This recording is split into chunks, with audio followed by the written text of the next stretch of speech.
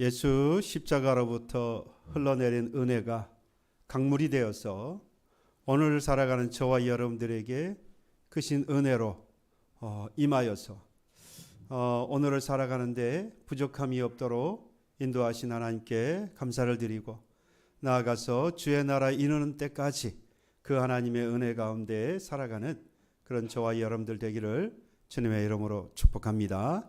지난 한 주간 우리 신년을 맞아 특별 저녁 기도회를 가졌는데요. 은혜 가운데 잘 마치게 하신 하나님께 감사드리고 또 새벽보다 저녁에 좀 더 열심히 부르짖는 것 같아요. 하나님 앞에 또 부르짖을 수 있는 그런 마음과 열정을 주신 하나님께 감사드리고 나아가서 기도하신 여러분들의 모든 기도의 소원이 올 한 해 응답받는 귀한 은혜가 있기를 주님의 이름으로 축복합니다. 더 나은 삶을 위해서 우리가 무슨 고민을 해야 할까? 오늘보다 내일 그리고 작년보다 올해 또 올해보다 내년이 더 복되고 더 행복하고 더 나은 삶이 되기를 위해서 과연 우리는 무엇을 해야 할까? 오늘 제가 그 말씀을 지난 우리 기도회를 통해서 받았던 은혜와 더불어서 연결해서 오늘 그 말씀을 드리고자 합니다. 러시아의 대문호인 톨스토이가 쓴 그 단편 소설 중에 세 가지 질문이라고 하는 소설이 있습니다. 거기에 인생의 삶에 있어서 아주 중요한 것이 무엇인가라고 하는 것 세 가지를 질문하고 있는데요. 그 첫 번째는 인생에 있어서 가장 중요한 때가 언제냐. 그리고 두 번째는 인생에 있어서 가장 중요한 사람은 누구냐. 세 번째는 인생에 있어서 가장 중요한 일은 뭐냐. 그래서 가장 중요한 때, 가장 중요한 사람, 가장 중요한 일. 여러분들 어떻게 생각하십니까? 톨스토이는 아주 답을 간단하게 내렸습니다. 가장 중요한 때는 바로 지금이다. 그리고 가장 중요한 사람은 바로 지금 나와 함께 있는 그 사람. 그리고 가장 중요한 일은 바로 지금 함께하고 있는 그 사람에게 내가 베푸는 선, 바로 그 선한 일과 또는 함께 선한 일을 도모하는 것, 그게 바로 가장 인생에 있어서 중요한 일이다라고 이야기를 했습니다. 저는 오늘 여기 이 톨스토이의 질문과 대답에 대해서 이어서 저는 이런 질문을 드려보고 싶습니다. 인생에 있어서 가장 중요한 것이 바로 지금 그리고 나와 함께하는 사람, 그 사람에게 내가 선한 일을 도모하고 베푸는 것이 인생에 있어서 정말 중요한 것이라고 한다면 여러분 그 인생을 더 나은 삶으로 이끌어 갈 수 있는 것은 무엇일까? 어떻게 하면 이런 인생을 살아가고 한 발 더 나아가서 더 나은 인생을 살아갈 수 있을까? 오늘 이를 위해서 제가 질문 세 가지를 준비해 보았습니다.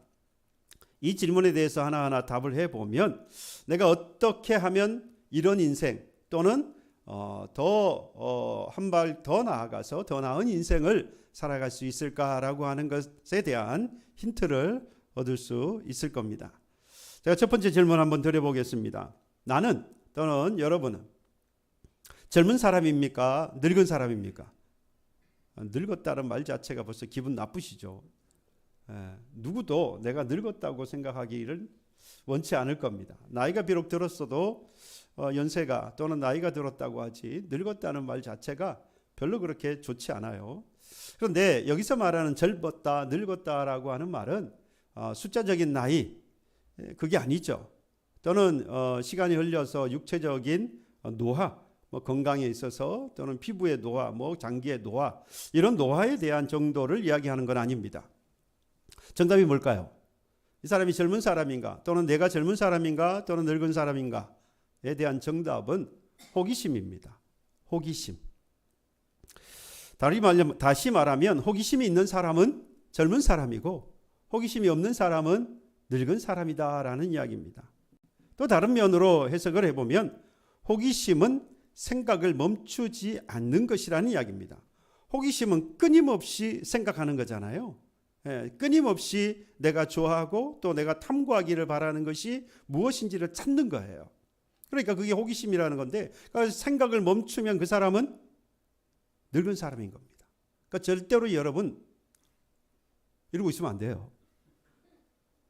멍해가지고, 요즘 사회가 복잡한 사회라서 때로는 멍 때리기 하면서 그걸 또 잘 멍 때리고 있으면 상도 주고 뭐 그러고 있기도 하던데요. 여러분, 우리는 그렇게 사는 사람들 아닙니다.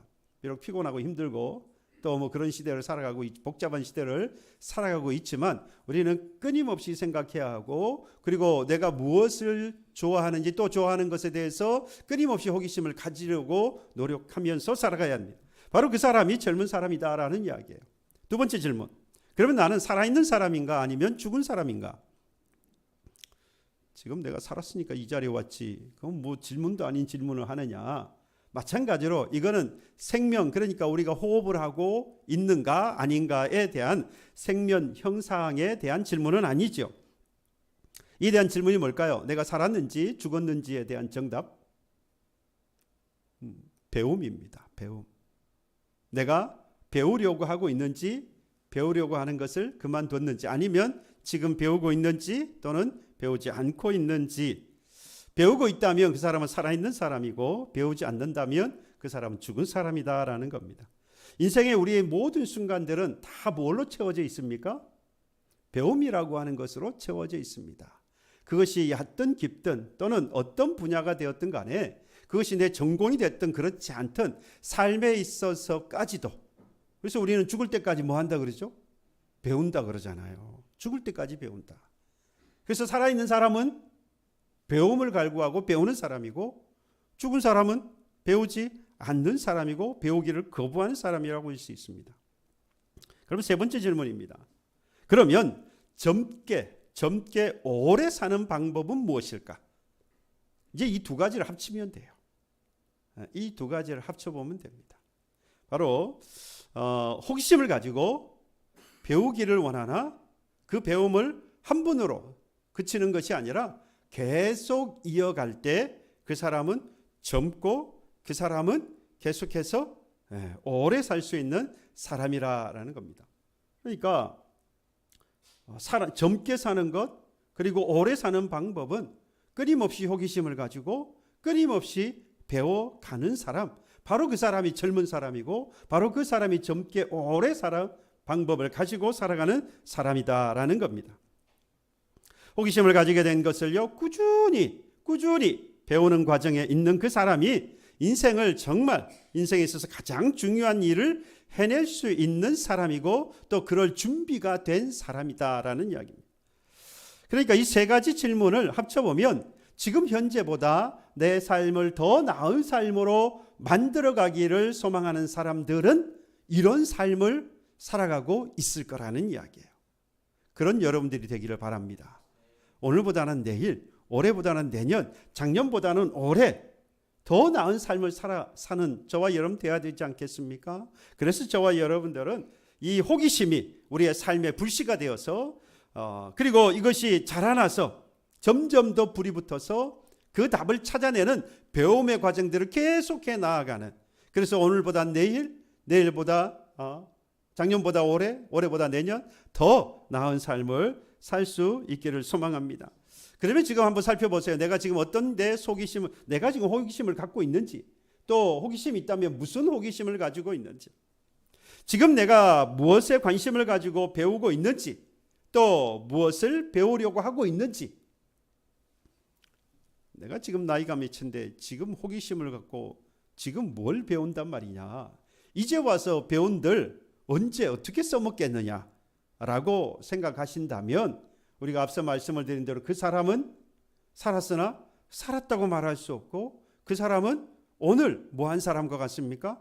죽은 사람과 같이 늙었거나 또는 죽은 사람과 같이 살아가는 사람입니다. 그러니까 우린 절대로 이 부분을 뭐 하지 말아야 돼요? 포기하지 말아야 합니다. 나이가 문제가 아니라 이 삶을 대하는 마음의 문제이고, 그리고 삶의 자세의 문제입니다.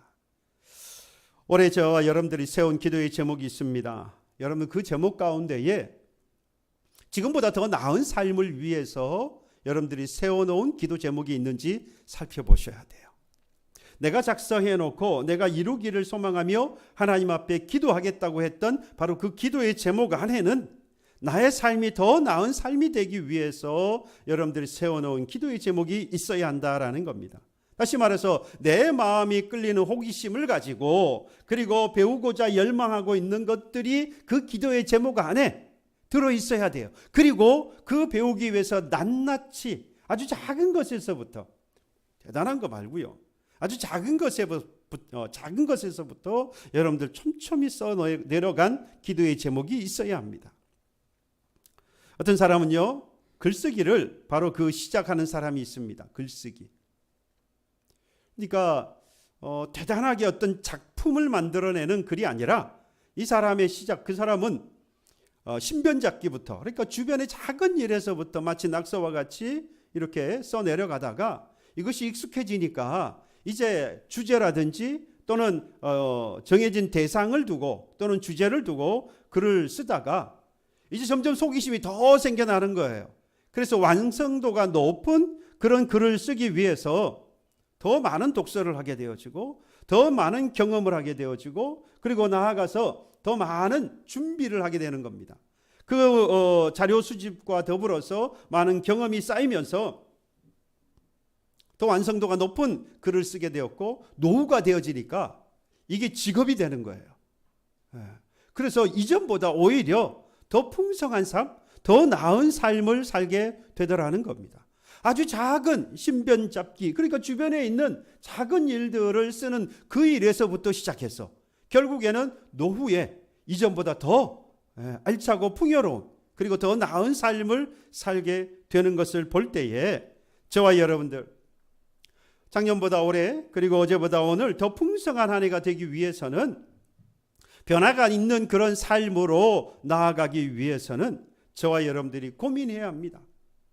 정말로 내가 젊게 그리고 살아있는 인생으로 더 나은 삶을 위해서 오늘 내가 무엇을 준비하고 있는지, 어디에 호기심을 가지고 그것을 내가 배움의 과정으로 두고 있는지, 그런 인생 과정 가운데 있는지 살펴보아야 합니다.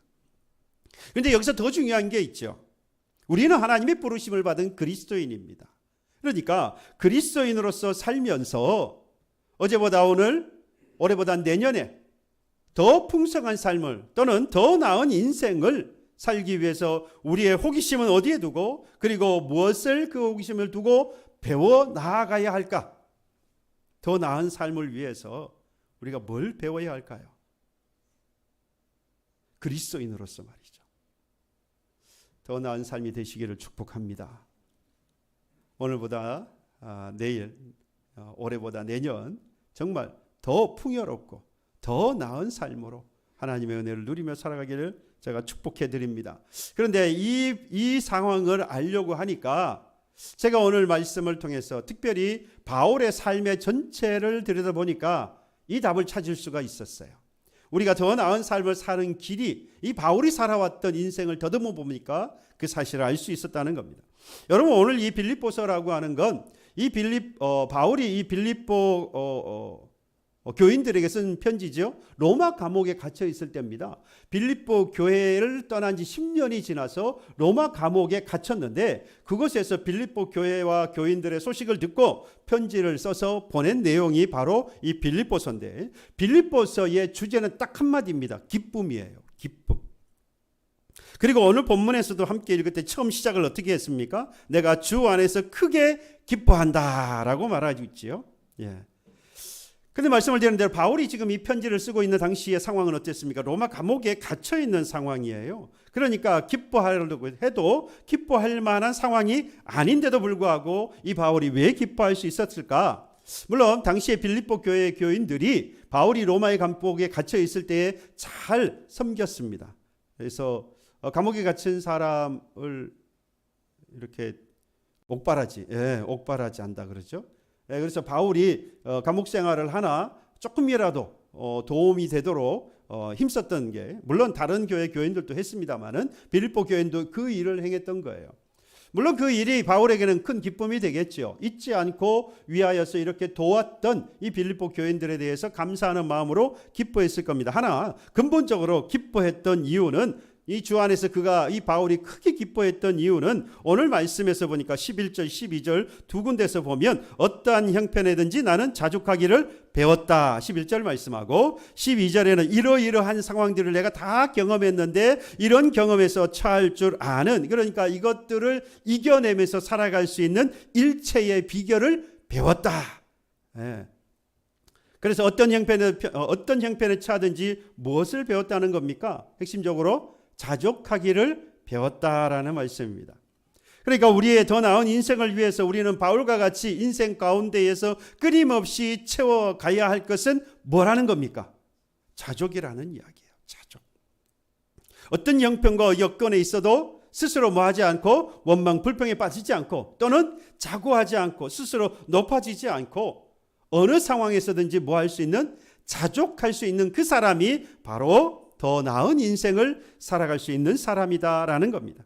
바꿔 말하면 자족하지 못하면 더 나은 인생이 되어질 수 없고 오늘보다 더 나은 이후의 삶을 설계할 수 없고 변화가 없는 인생으로 마칠 수도 있습니다. 그래서 저는 오늘 이 본문의 말씀에서 이 자족이라고 하는 단어가 마음에 남았지만 더 중요했던 것이 한 가지 있습니다. 오늘 본문에서 가장 제가 핵심이 되었던 키워드는 배웠다라고 하는 데 있습니다. 배웠다. 여러분, 배웠다는 말이 무슨 말이죠? 타고나는 게 아니라는 이야기예요. 어떤 과정을 거치면서 습득했다라는 거죠. 그게 이제 배웠다라는 이야기입니다. 그러니까 바울은 이 삶의 여정 가운데서 인생이 지나오면서 그가 스스로 습득하게 되어진 것, 그게 뭐라는 거죠? 자족이었다는 거예요. 그 자족을 인생 경험을 하면서 그가 배웠다라고 이야기하는데요. 그러면 바울이 어떻게 이 자족을 배울 수 있었느냐? 바울의 인생을 들여다 볼 필요가 있습니다. 우리가 바울이 어떤 사람이라고 처음 알고 있습니까? 예수님을 만나기 이전에 바울은 가말리엘 이 본학생으로 최고의 교육을 받은 사람입니다. 그리고 로마 시민권자였고 종교 지도자로서 큰 권위를 가진 사람이에요. 그런데 예수님을 만난 이후에 그의 인생이 완전히 바뀌었습니다. 지금 가지고 있었던 이 모든 권위들을 뭐로 여겼습니까? 배설물로 여겼다라고 했습니다. 아무짝에도 쓸모없는 것으로 여겼다. 사람은 권세와 권위를 가지고 처음에는 돈을 벌고 그 다음에는 지위, 권세, 그 다음에 마지막에 명예. 사람은 이 세 가지를 위해서 살아갑니다. 그래서 돈을 열심히 모아서 그 다음에 일정한 권세를 갖기를 원하고 그리고 나면 마지막 뭐에 목숨을 걸죠? 명예의 목숨을 겁니다. 이 모든 것들을 이 사도 바울은 가지고 있어요. 그런데 이 사람들이 다 원하는 이 모든 것들을 배선을 여겨서 다 내려놓았다는 겁니다. 이건 정말 쉽지 않은 이야기죠. 그러나 이 모든 권세를 내려고 놨더니 어떻습니까? 바울의 삶이 화창했습니까? 봄날 같았습니까? 우리가 아는 것처럼 정말로 힘들고 고된 삶을 살았습니다. 바울이 이걸 몰랐을까요? 이 모든 권위들을 다 내려놓으면 앞으로 얼마나 힘든 인생을 살 것인가를 바울은 너무 잘 알았습니다. 왜요? 그가 그렇게 괴롭히는 삶을 살았잖아요.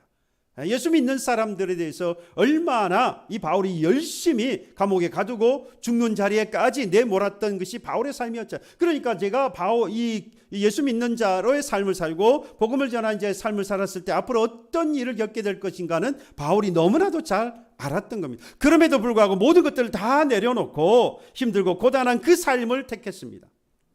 고린도에 가서 천막을 치면서 복음을 전하고 생계를 이어가면서 복음을 전하고 데살로니가에 가서도 마찬가지로 주야로 일을 했다라고 성경을 기록합니다. 빌립보에 가서는 귀신 들린 여종을 고친 것 때문에 매를 맞고 빌립보 감옥에 갇히기도 합니다. 이런 인생을 통해서 바울은 무엇을 배웠기에 도대체 자족했다라고 말할 수 있을까?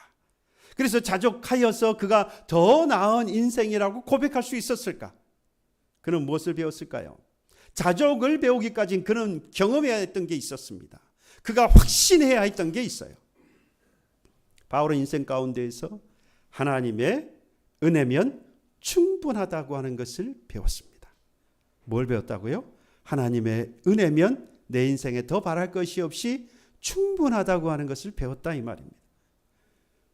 고린도후서 12장 9절에 보면 내 은혜가 너에게 족하다라고 하나님 말씀하시죠. 이때 바울이 이 기도를 했습니다. 자기가 복음을 전하면서 너무 힘든 거예요. 자기가 가진 이 질병 때문에, 병 때문에 복음을 전하는데 너무 힘든 겁니다. 그래서 하나님 앞에 기도하는 거죠. 이 병을 좀 낫게 해달라고 3번이나 하나님 앞에 기도했습니다. 그런데 하나님의 응답은 이 바울이 바라는 바대로 되지 않았어요. 내 은혜가 너에게 족하다. 그러니까 하나님께서 바울에게 주신 그 은혜로 너는 충분하게 살아갈 수 있다라고 말씀한 거예요. 여러분, 저 같으면 내가 복음을 위해서 살아가겠다고 하는데, 복음을 전하면서 더 열심히, 더 능력 있게 복음을 전하고 싶어서 좀 병 좀 고쳐달라고 그러는데 하나님은 얼마든지 하실 수 있으니까. 그런데 하나님이 야, 내가 준 은혜가 너에게 충분해 라고 했을 때에 글쎄요, 저는 낙심을 했을 것 같아요. 그런데 바울은 낙심하지 않았어요. 어디서 할 수 있습니까? 3번 기도한 이후에 다음에는 그 기도를 하지 않았어요. 뭐 했다는 이야기죠? 응답 받았다 이 말이에요. 병 낫기를 기도했을 때에 이후에 다시 기도하지 않은 것은 하나님께서 내게 이 기도에 대해서 응답하셨다고 믿는 겁니다. 내 은혜가 너에게 족하다고 했던 바로 그것이 바울에게 있어서 그의 기도의 응답이었습니다. 바꾸어 말하면 그는 하나님의 은혜만 있으면 살아갈 수 있다라고 생각했어요. 비록 내가 건강하지 못해도, 비록 내가 가진 것이 없어도, 다니면서 고난과 고통을 겪어야 하고 내가 힘들어서 일을 하면서 살아가야 하지만, 그렇게까지 복음을 전하며 살아가야 하지만, 그럼에도 불구하고 지금 주신 하나님의 은혜로 나는 충분히 뭐 할 수 있어요? 살아갈 수 있다. 그것을 믿는 사람이 뭐 할 수 있는 사람입니까? 자족할 수 있는 사람이에요. 오늘 하나님이 주신 은혜로 나는 충분하다고 믿는 사람이 자족하기를 배운 사람이고, 그 사람이 앞으로 더 나은 삶을 살아갈 수 있는 것입니다. 저와 여러분들 하나님의 은혜로 오늘을 살아가고 앞으로도 하나님의 은혜로 족한 인생 되어진 줄로 믿으시기를 바랍니다. 그 하나님의 은혜로 우리는 살아가는 거예요. 아무리 많은 것들을 누리며 살아가고 많은 것들을 가지고 살아가는 것 같지만 결국에는 하나님의 은혜가 아니면 그 모든 것들이 헛된 것이라는 것을 우리는 경험하지 않습니까? 오직 하나님의 은혜로 사는 인생 되었음을 믿으시고 그 하나님의 은혜로 오늘도 자족하여서 하나님이 더 나은 삶을 우리에게 주시리라 믿고 나아가는 저와 여러분 되기를 간절히 소망합니다. 뿐만 아니라 바울은 그의 인생 가운데에서 경험한 게 있어요. 자신이 가장 약할 때에 하나님의 가장 강력한 능력이 나타나는 것을 그가 경험했습니다. 그러니까 이 바울의 인생을 들여다보면 정말로 바울이 능력 있고 권세가 있을 때에 하나님의 능력이 나타난 것이 아니라 도리어 바울이 가장 힘들고 어려웠을 때, 가장 연약했을 때, 아무것도 할 수 없을 바로 그때에 하나님의 강력한 능력이 나타났습니다. 앞서 말씀한 대로 육체에 가시가 있었습니다. 고통을 받았어요. 복음을 전하고 싶었지만 이것 때문에 너무 힘들었습니다. 그러나 그 하나님의 능력은 그 아픔 가운데에서 능력은 끊임없이 나타났어요. 바울과 신라와 함께 빌립보 감옥에 갇혔습니다. 복음을 전하다가 매를 맞고 착고에 발이 묶이고, 그리고 매를 맞아서 온몸에 상처가 있는 상황 가운데에서 그 바울과 신라가 뭐합니까? 하나님 앞에 기도하고 찬송했습니다. 여러분, 기도하고 찬송했더니 무슨 일이 벌어집니까? 엄청난 일이 벌어지죠. 지진이 일어나면 땅이 흔들리고요, 그 감옥의 문이 열렸고, 그리고 그 지키던 간수와 간수의 집이 복음을 받아들이고 구원을 받습니다. 여러분, 바울이 지금 어디에 있었다고 그랬습니까? 감옥에 갇혀 있을 때라고 그랬어요. 감옥에 갇혀 있었다는 말은 아무것도 할 수 없는 때라 이 말이에요. 가장 묶여 있잖아요. 아무것도 할 수 없어요. 할 수 있는 게 아무것도 없는 거예요. 바로 그때에 여러분, 하나님은 복음을 전하게 하셨고, 그리고 놀라운 기적을 경험하게 된 것입니다. 뿐만 아니라 감옥에 갇혀 있을 그때뿐만 아니라 사도행전 18장에 보면요, 고린도에 처음에 도착했을 때에 이 바울의 심정을 고린도서 2장 3절에 보면 이렇게 스스로 고백을 합니다. 고린도전서 2장 3절에 내가 너희 가운데 거할 때에 약하고 두려워하고 심히 떨었다라고. 그러니까 고린도에 처음 왔는데 그 고린도에 왔을 때의 바울의 상황이 지금 너무나도 두렵고 너무나도 떨리고 자신이 너무나도 약해 보이는, 그러니까 아무것도 할 수 없잖아요. 그런데 그때에 하나님께서 환상 가운데에 사도행전 18장에 이 고린도에 와서 심히 떨고 약한 모습을 드러내고 있는 이 바울에게 하나님께서 이렇게 말씀합니다. 두려워하지 말며 침묵하지 말고 말하라. 내가 너와 함께 있다라고 말씀하세요.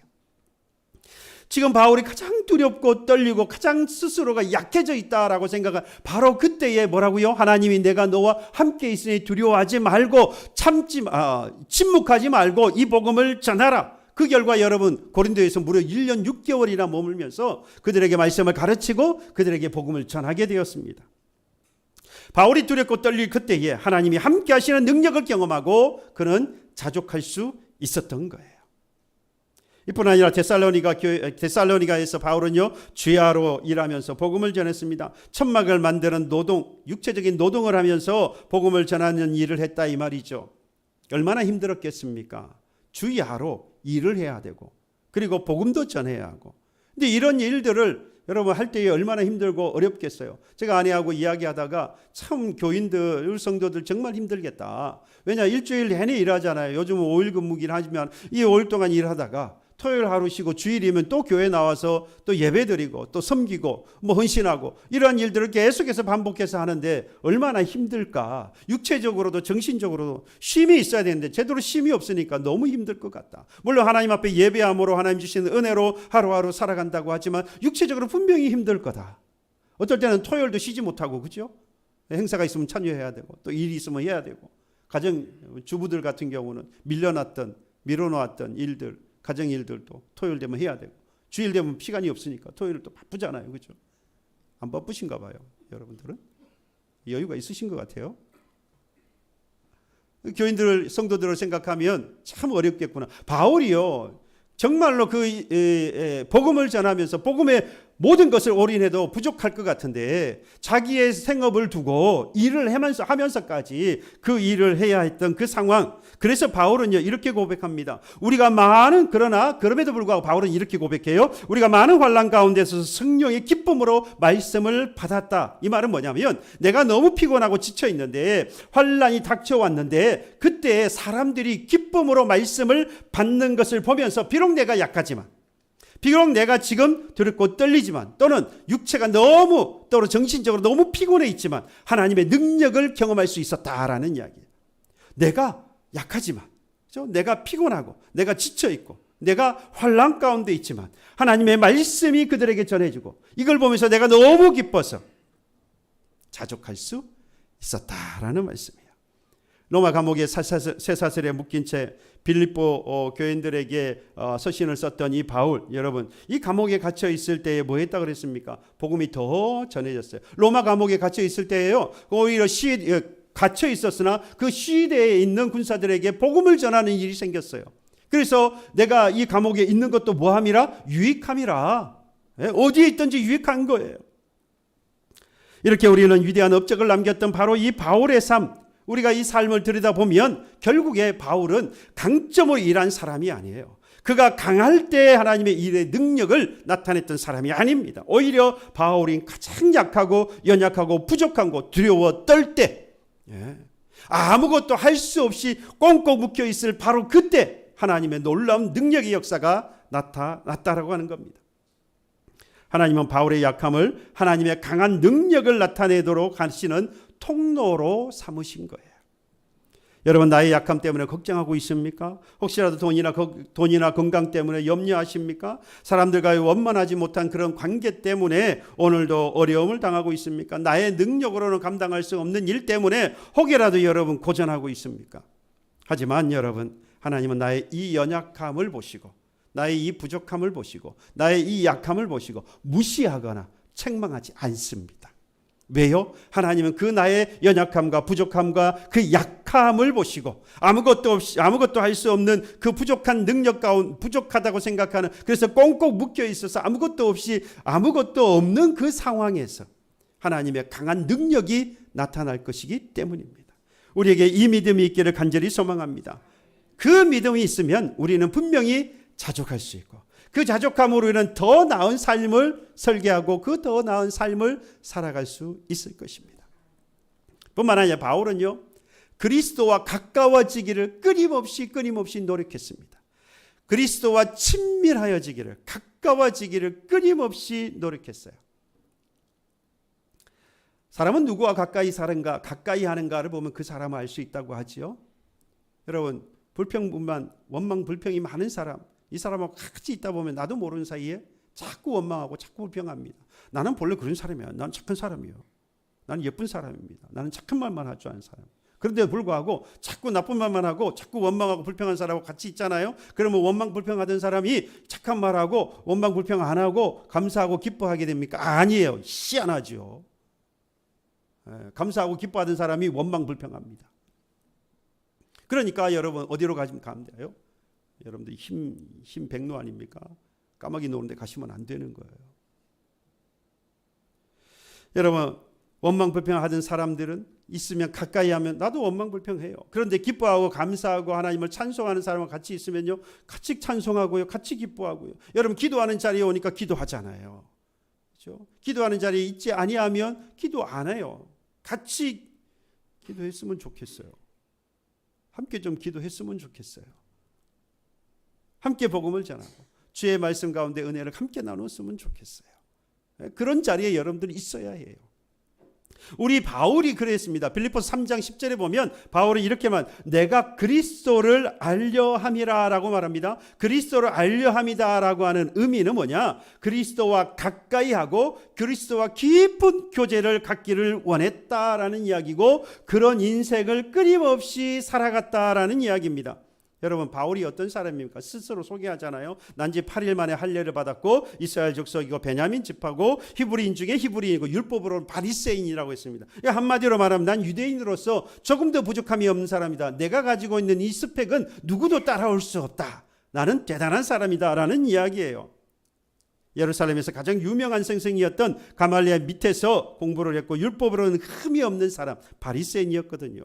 그런데 그가 다메섹 도상에서 예수님을 만난 이후에 그는 그토록 자랑스러웠다. 앞에서 말씀드린 그는 스스로 그 모든 것들을 다 내려놨어요. 왜요? 이건 배설물과 같은 거니까. 결국 여러분, 바울은 진정한 예수 그리스도를 만난 겁니다. 그리고 예수 그리스도를 만난 이후에 그것으로 끝나지 않았어요. 사도들을 만나러 가지도 않았고요. 아라비아 사막으로 가서 3년 동안 그는 누구와 예수와 깊은 교제의 시간을 가졌습니다. 끊임없이 그리스도와 예수와 가까워지기를 끊임없이 노력했어요. 그리고 내가 그리스도를 안다라고 말하지 않았어요. 내가 그리스도를 알려함이라. 이거 현재 진행형입니다. 그러니까 끊임없이 만나고 교제하는 인생의 여정이었다라는 거예요. 바울의 인생의 여정은 끊임없이 시간이 지나면 지날수록 바울이 한번 아는 것으로 마친 게 아니라 끊임없이 바울은 그리스도를 알기를 갈망했고 그리스도와 가까워지기를 원했고 그리스도와 교제하기를 원했다 이 말이에요. 영적인 만남을 가지기를. 그래서 그리스도와 친밀해지고 나아가서 그리스도를 닮는 사람이 되기를 간절히 바랬습니다. 여러분, 그리스도와 가까워지면 가까워질수록 내가 너무 보잘것 없어져요. 여러분, 그런 걸 경험할 거예요. 내가 예수를 닮기를 원하고 예수께 가까이 가면 갈수록 내가 가진 것은 정말로 보잘것 없어지고, 반대로 예수와 멀어지면 멀어질수록 내가 가진 것이 대단해 보입니다. 내가 가진 것이 위대해 보입니다. 내가 가진 것으로 모든 것을 할 수 있어 보여요. 그러나 예수께로 가까우면 내가 가진 것이 너무 작아 보이니까 내가 갈 수 있는 것이 아무것도 없어 보이는 겁니다. 누구만을 바라보게 돼요? 주님만을 바라보게 되겠지요.